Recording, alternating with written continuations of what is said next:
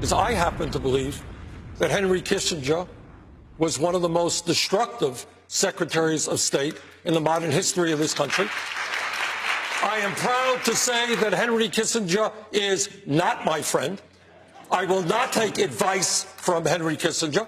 And in fact, Kissinger's actions in Cambodia, when the United States bombed that country, overthrew Prince Sihanouk, created the instability for Pol Pot and the Khmer Rouge to come in, who then butchered some 3 million innocent people, one of the worst genocides in the history of the world. While things are stable in Cambodia, next door in Vietnam, trouble is brewing, and by 1965, a bloody war is raging. Hundreds of thousands of American soldiers are fighting the Viet Cong guerrillas and North Vietnamese troops. Sihanouk, powerless to prevent it, lets the North Vietnamese funnel weapons and supplies through the eastern part of his country along a route that is known as the Ho Chi Minh Trail. In much the same way, he turns a blind eye to American B-52s bombing the trail. With China and Russia on one side supporting North Vietnam and the U.S. and its allies on the other, Sihanouk, desperate to keep Cambodia neutral, performs a high-wire act, hoping he can play enemies against each other. Ultimately, the U.S. secretly bombs Cambodia, sweeping all the way to the Thai border and killing hundreds of thousands of civilians.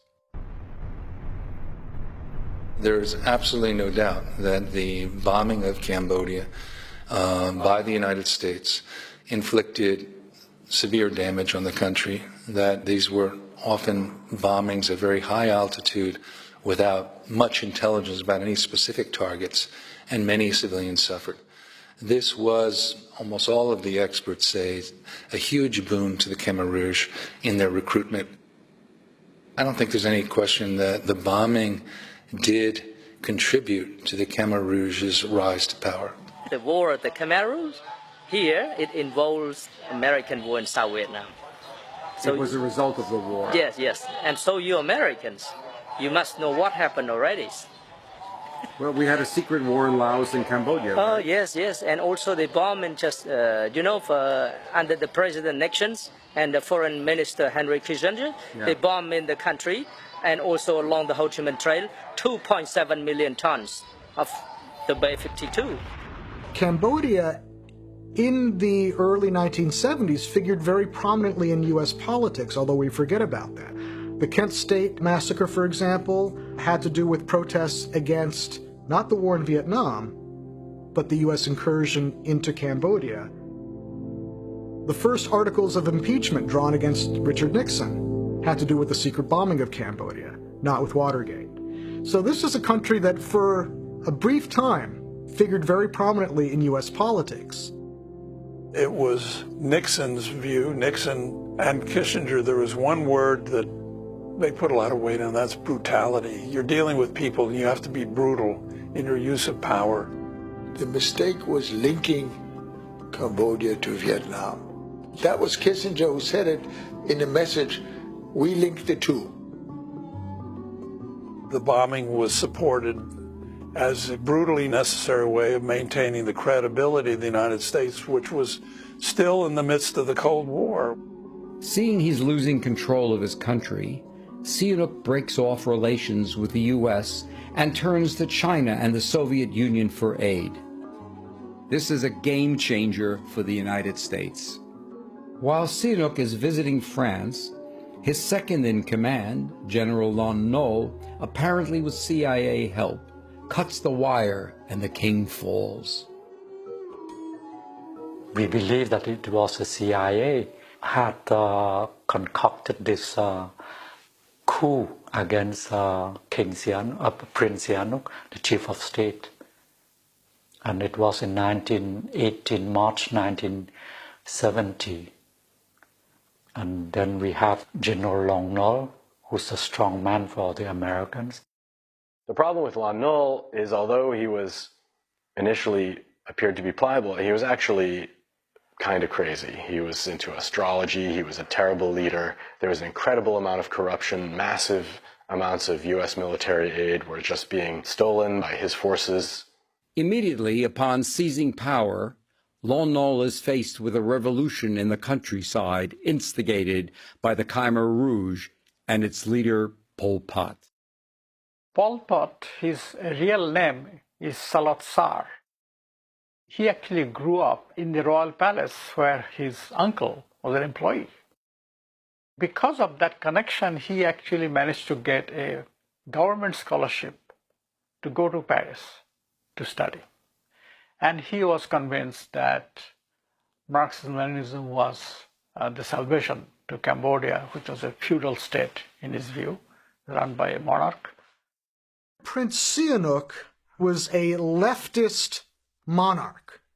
This was problematic for the Cambodian communists because essentially they had to move farther to the left to criticize him, and he was essentially stealing their thunder, to the point where in the early 1960s he made things so difficult for them that they fled to the countryside and lived among the hill tribes.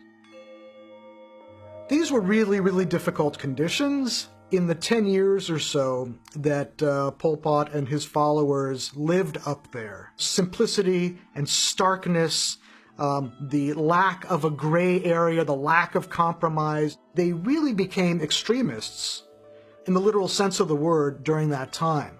Now, they might have very much kind of been snuffed out and left as a footnote in history had it not been for the March 1970 coup that toppled Norodom Sihanouk. The Cambodians believed in Sihanouk. That was the right approach. They wanted to be Cambodian, Khmers, and they were not interested in replacing French colonialism with American colonialism. The United States did not understand. We still thought that what we have to offer is democracy, is something good for them, but you have to have the other side agreeing. They saw it completely differently. The key development is when Prince Norodom Sihanouk was overthrown in a right-wing coup in 1970, and then essentially switched sides and started supporting the Khmer Rouge. Sihanouk watches from his exile in China and thinks he sees his chance to return to power. In a pivotal move, he goes on the radio and calls upon all Cambodians to join the very guerrillas he was once fighting, the Khmer Rouge. This will change the destiny of Cambodia. On April 17, 1975, the Khmer Rouge enter Phnom Penh to cheering crowds.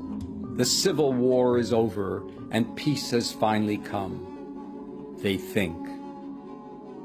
And that is really the point at which the Khmer Rouge becomes a serious political force. And I think Sihanouk's involvement and his backing of that movement led to tens of thousands of people in the countryside where he was revered as a god king to join and oppose the government in Phnom Penh. គឺមានហេតុផលពីរយ៉ាង There were two reasons for me to join. ទី1គឺខ្ញុំស្រឡាញ់សម្ដេចព្រះនរោត្តមសីហនុ ហើយខ្ញុំជំទាស់ដាច់ខាតនឹងការធ្វើរដ្ឋប្រហារតាមរបៀបដែលលន់នល់បានធ្វើនៅទីក្រុងភ្នំពេញឯទី2ខ្ញុំបានឃើញផ្ទាល់នឹងភ្នែកជាមួយនឹងការឈ្លានពាននិងទម្លាក់គ្រាប់បែកដោយកងទ័ពអាមេរិកនិងកងទ័ពវៀតណាមខាងត្បូងចូលក្នុងប្រទេសរបស់ខ្ញុំដូច្នេះចំណុចទី2នេះជាចំណុចសំខាន់ណាស់សម្រាប់ខ្ញុំប្រទេសរបស់ខ្ញុំមិនត្រូវឲ្យនរណាឈ្លានពាននោះទេ The Khmer Rouge won the war and everybody thought that well the war is finished, so we were happy, no more fighting, but well it turned to be worst case scenario. When I had to leave, as I left, I took the flag of the ambassador. I didn't want people to desecrate the American flag. I was weeping leaving the country behind without any kind of controlled solution. We had given the impression that we were going to go and help them and not walk out. And there, after all these promises we had made, we just walked out.